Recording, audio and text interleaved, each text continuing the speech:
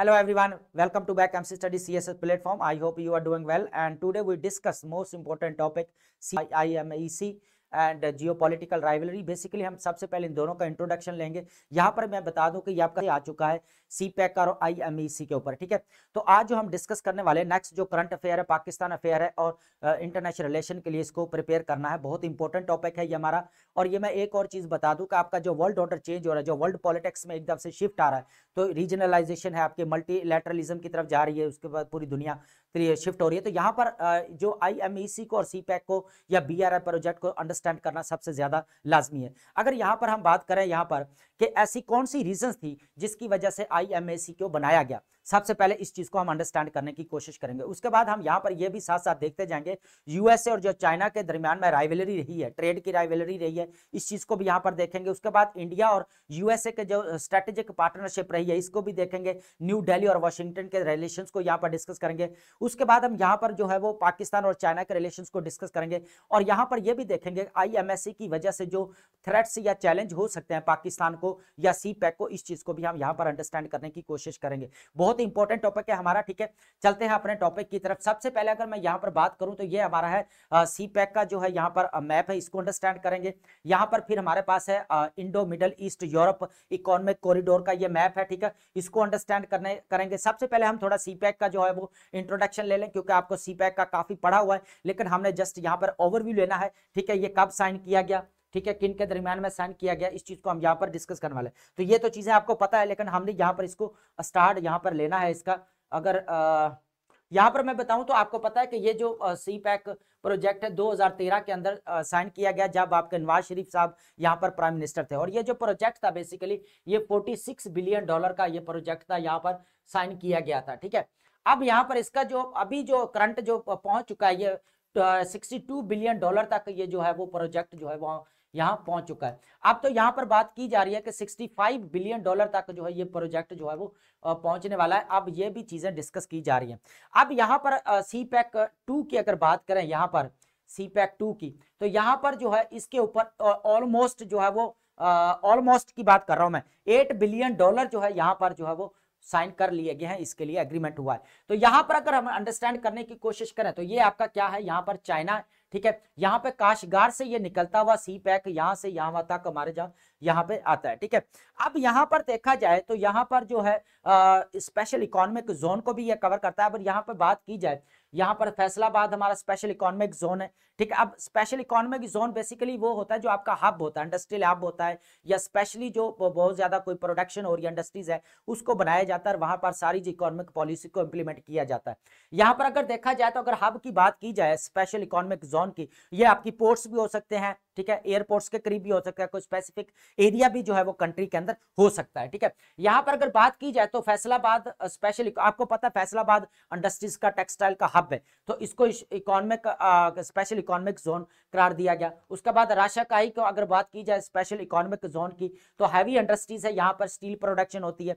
उसका अगर हम दबाजी को बात करें यहाँ पर स्पेशल इकोनॉमिक जोन की, तो पेट्रोकेमिकल है, यहाँ पर ऑटोमोटिव सेक्टर्स है। बोस्टन स्पेशल इकोनॉमिक जोन की बात करें तो agro processing and food industry है। तो ये है हमारा इसका इंट्रोडक्शन। अब हम बात करेंगे यहाँ पर नेक्स्ट जो डिस्कस करने वाले हैं, बहुत इंपॉर्टेंट है ये। बेसिकली यहाँ पर थोड़ा मैं बता दूं, मैं फिर रह गया कि बीआरआई का ये प्रोजेक्ट है, बेसिकली बीआरआई का, ठीक है। बीआरआई का मतलब आपको पता है बेल्ट एंड रोड इनिशिएटिव है, ठीक है। बेसिकली ये भी 2013 के अंदर इसको स्टार्ट किया गया। इसके अंदर बेसिकली 6 कॉरिडोर्स आते हैं। कितने आते हैं बेसिकली? 6 कॉरिडोर्स आते हैं, ठीक है। जो उसके अंदर जो हमारा सीपैक भी आता है, जिसको जो है अभी थ्रेट है आईएमईसी की वजह से, ठीक है। इसी चीज को हम देखेंगे। बेसिकली थ्रेट आईएमईसी को है, सीपैक को कम है, लेकिन अब आईएमएससी बन गई है, तो फिर जो है थ्रेट अब इसके लिए सीपैक के लिए, ठीक है। पहले तो बीआरआई प्रोजेक्ट्स जो है ना वो थ्रेट्स थे उनको, ठीक है, आईएमएससी जो जितने भी कंट्रीज थे उनको, लेकिन अब जो है उल्टा किसको होने लगे, पड़ेंगे, फेस करने पड़ेंगे चैलेंज, सॉरी, किसको पे? सीपैक को, बीआरआई प्रोजेक्ट को, चाइना को, पाकिस्तान को। इस चीज को हम यहाँ पर अंडरस्टैंड करने की कोशिश करेंगे, ठीक है। अब हम यहाँ पर चलते हैं, मेन जो हमारा टॉपिक रहेगा, सबसे पहले ये हम देखेंगे यहाँ पर इसका पर्पस क्या था बेसिकली बनाने का आईएमएससी को, ठीक है। यहाँ पर अगर मैं बात करूं सबसे पहले, अगर यहाँ पर काउंटर बैलेंस के लिए, direct counter way to China यहाँ पर बेल्ट एंड रोड इनिशिएटिव, ठीक है। अगर मैं यहाँ पर बताऊं तो इसको जो साइन किया गया यहाँ पर 9 सितंबर 2023 को बनाया गया ये, और ये न्यू दिल्ली के अंदर इसको बेसिकली यहाँ पर साइन किया गया, ठीक है। अब यहाँ पर न्यू दिल्ली की जो G20 की समिट होती है यहाँ पर, तो यहाँ पर जो है फिर इस प्रोजेक्ट को है जो साइन किया जाता है, और किसके काउंटर वेट में किया जाता है, BRI के प्रोजेक्ट में काउंटर में जो है इसको किया जाता है। अब इनको चैलेंज क्या था, मसला क्या था। अब यहाँ पर देखा जाए, सबसे पहले अगर मैं बात करूं USA और चाइना के दरमियान में जो है क्या रही है, यहाँ पे राइवलरी रही है, ठीक है। अब यहाँ पर मैं बात करूं, राइवलरी रही है ना अब इसके दरमियान में, तो अब दोनों ने क्या किया, ट्रेड वॉर भी रही है, ठीक है। अब हुआ क्या कि इन लोगों ने टैरिफ्स लगाए एक दूसरे के ट्रेड के ऊपर बहुत ज्यादा, उसने अगर 60% लगाए तो उसने 120% कर दिया। मैं एग्जांपल बता रहा हूं, ठीक है। अब हुआ क्या कि इनके दरमियान में राइवलरी लगी रही, ठीक है, दोनों कंट्रीज के दरमियान में। एक चीज तो ये आ गई सामने। दूसरी सेकंड जो यहाँ पर देखा जाए तो यहाँ पर जो है वो USA जो है इंडिया को एज ए काउंटर बैलेंस के लिए जो है यहाँ पर जो है वो यूज किया उसने, ठीक है, इस्तेमाल किया। स्ट्रेटेजिक पार्टनरशिप है यहाँ पर, उसने बैका भी साइन किया यहाँ पर 2020 के अंदर, उसके बाद लिमोआ भी साइन हुआ उसके अंदर पार्टनरशिप के जो उनके हुए स्ट्रेटेजिक पार्टनरशिप, ठीक है। तो यहाँ पर जो है उनके कह ले के बराक ओबामा में भी 2 टाइम जो है यहाँ पर जो है विजिट किया, जो बाइडेन ने विजिट किया, यहाँ पर ट्रंप ने विजिट किया इंडिया के अंदर। तो यहाँ पर जो इनके रिलेशंस काफी स्ट्रॉन्ग रहे हैं, ठीक है, अभी तक ये अभी। लेकिन अगर पूरी हिस्ट्री उठाकर देखें तो सन 2000 से लेकर जो अभी तक जो इनके रिलेशन डेवलप होते जा रहे हैं, लेकिन इससे पीछे का इरा अगर देखा जाए फेज 1, फेज 2, फेज 3, तो इसके अंदर जो इनके आपस में रिलेशन अच्छे नहीं थे, ठीक है, क्योंकि USA की पॉलिसी जो थी वो टोटल जो है वो पाकिस्तान की तरफ थी, ठीक है। यहां पर अगर बात करें, यहां पर इंपोर्टेंट, यहां पर समझ आ गई है कि यहां पर USA और जो यूज कर रहा था इंडिया को ऐसे किसके काउंटर बैलेंस में, चाइना के। अब यहां पर मसला क्या हुआ, जब BRI प्रोजेक्ट साइन किया गया। अब BRI प्रोजेक्ट का बेसिकली पर्पस ये था कि रीजनल कनेक्टिविटी करना, ट्रेड करना, सिक्योरिटी, एग्रीकल्चर को बूस्टअप करना, पावर सेक्टर को करना, रोड्स, रेलवेज, ये बड़े बड़े जितने भी इंफ्रास्ट्रक्चर्स को बनाना, इसका पर्पस था यहाँ पर कि रीजनल कनेक्टिविटी होगी तो ट्रेड इजीली हो सकेगी, ठीक है। कल्चर को जो है मेंटेन रखना है, ठीक है, कल्चर एक्सचेंज किया, ये भी इंपॉर्टेंट चीज है यहाँ पर। तो इस चीज का इसके डर से, चाइना के डर से, BRI प्रोजेक्ट के डर से जो है IMSC को जो है वो बनाया गया 2023 के अंदर, ठीक है। अब ये काउंटर वेट के अंदर क्लैरिटी के साथ लिखा हुआ कि ये काउंटर वेट के लिए बनाया गया, किसके लिए, चाइना BRI प्रोजेक्ट के, ठीक है। यहां पर इनका मसला क्या था, एकदम से जो है ना जियो पॉलिटिक्स में चेंज आ गया, जियो पॉलिटिकल राइवलरी स्टार्ट हो गया, वर्ल्ड पॉलिटिक्स के अंदर जो है एकदम से चेंज आ शिफ्ट आ गया, ठीक है। उनको पता चल गया कि अब जो है ब्रिक्स भी जो है वो डे बाय डे जो है वो डेवलप होता जा रहा है, अपने जितने भी है कि रीजनलाइजेशन की तरफ जा रहा है, मल्टीपोलैरिटी की तरफ जा रहा है, डीडोलाइजेशन की तरफ जा रहा है। तो इन्होंने क्या किया कि यहाँ पे IMSC को G20 जितने भी टॉप दुनिया के जो इकोनॉमिक्स कंट्रीज है, इकोनॉमिक, उन्होंने बैठकर इनको साइन किया। तो यहाँ पर अगर देखा जाए तो सबसे पहले अगर देखा जाए तो इन्होंने चाहा कि ग्लोबल जो डिपेंडेंस ऑन चाइनीज कॉरिडोर है, सबसे पहला पर्पस क्या है, जो चाइना के जितने भी कॉरिडोर्स है ना, उनके ऊपर डिपेंडेंस को जो है बेसिकली काम करना है, क्या करना, उनकी डिपेंडेंस को काम करना है, रीशेप एनर्जी इंफ्रास्ट्रक्चर।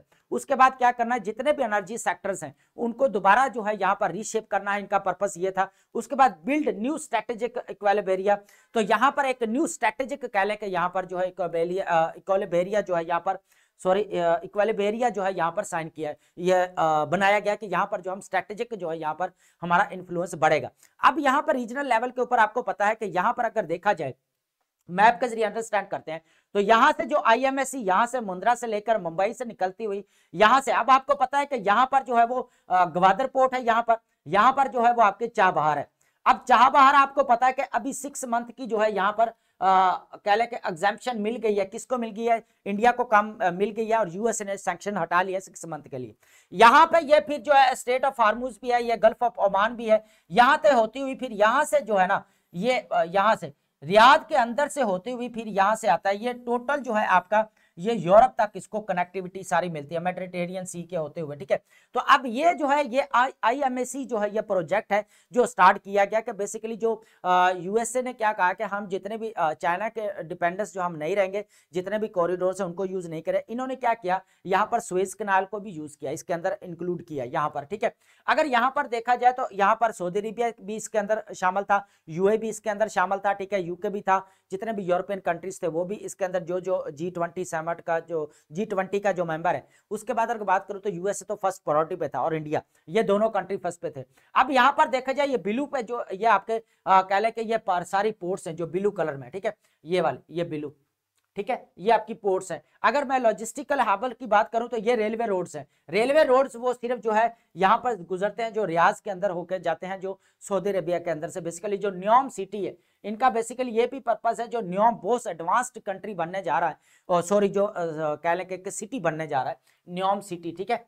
तो न्योम सिटी जो एक मॉडर्न जो बनने जा रहा है, एडवांस टेक्नोलॉजी जो यहाँ पे यूज कर रहा है, आर्टिफिशियल इंटेलिजेंस का बहुत ज्यादा यूज किया जा रहा है, तो ये कौन कर रहा है, बेसिकली सऊदी अरेबिया कर रहा है। तो यहाँ से इनको भी टच देना है, न्योम सिटी को भी, और पूरा रीजनल इसने कनेक्टिविटी करनी है यूरोप तक, ठीक है। अब ये था, अब ये सारा जो प्रोपेगेंडा क्रिएट किया गया ना, ये चाइना के जो है वो कह ले के जितने भी कह ले के उसके कॉरिडोर्स थे, या उसका इन्फ्लुएंस हेजेमोनियक बिहेवियर कह लें कि, या उसके स्ट्रेटेजिक इन्फ्लुएंस को कम करने के लिए, इकोनॉमिक पावर को यहाँ पर कम करने के लिए जो हम कह सकते हैं कि उसने यहाँ पर IMAC को जो है यहाँ पर बनाया।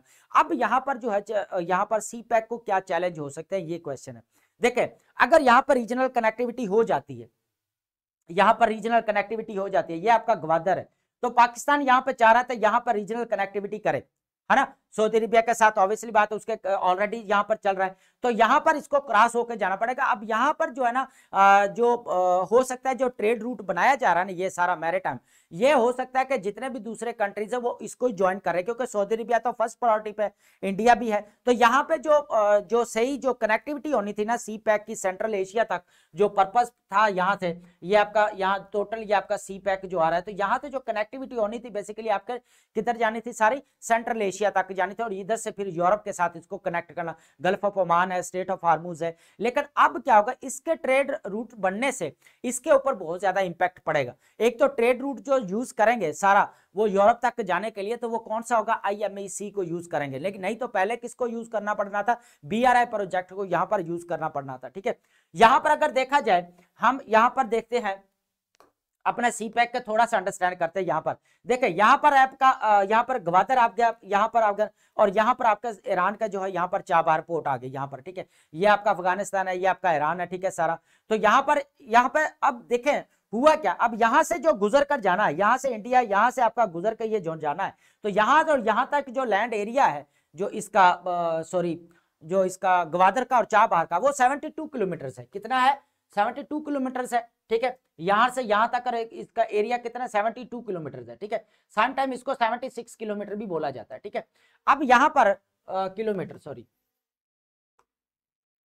ठीक है। अब यहां पर चैलेंज हो सकते हैं ना, अब CPEC के लिए चैलेंज हो सकते हैं कि यहाँ पर जो इसकी जो ट्रेड है वो इंपैक्ट पड़ेगा उसके ऊपर, ठीक है।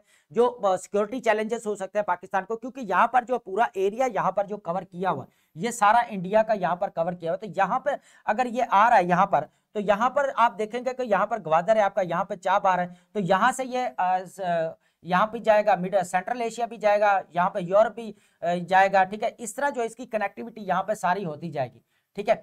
अब यहाँ पे पाकिस्तान को फुली चैलेंज ही है, पूरा थ्रेट्स ही है, यहाँ पर इसकी ट्रेड के ऊपर इंपैक्ट पड़ेगा। अब जो चाइना के ऑब्वियसली बात है, जब चाइना को यहाँ पर देखेंगे तो चाइना ना बड़ा प्रोजेक्ट है CPEC 62 बिलियन का प्रोजेक्ट है, तो इसको तो लॉस होगा ना यहाँ पर, तो यहाँ पर इसको टैकल करने के लिए फिर क्या बनाया गया, आपका IMEC बनाया गया, ठीक है। यहाँ पर अगर बात की जाए तो पाकिस्तान को काफी इश्यूज है, मैं बार बार बोल रहा हूँ कि यहाँ पर जो ट्रेड के ऊपर ज्यादा इंपैक्ट पड़ सकता है, ठीक है।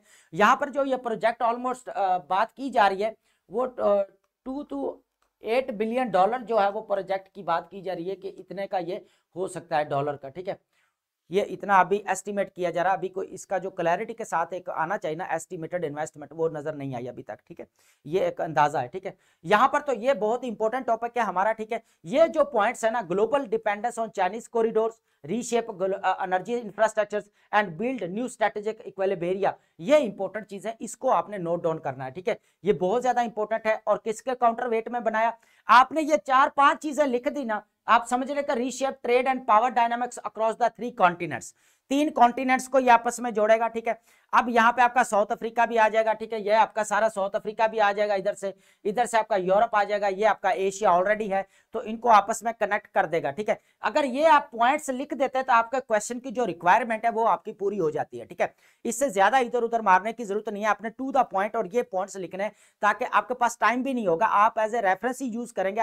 IMSC के ऊपर कोई क्वेश्चन आ जाता है या एज ए रेफरेंस, जैसे रीजनलाइजेशन बढ़ रही है, तो एज ए काउंटर बैलेंस के लिए आप कह सकते हैं कि यूएसए ने ये स्टांस लिया था, इंडिया ने ये स्टांस लिया था, तो ये चीजें जो हम यहाँ पर कोट कर सकते हैं, ठीक है।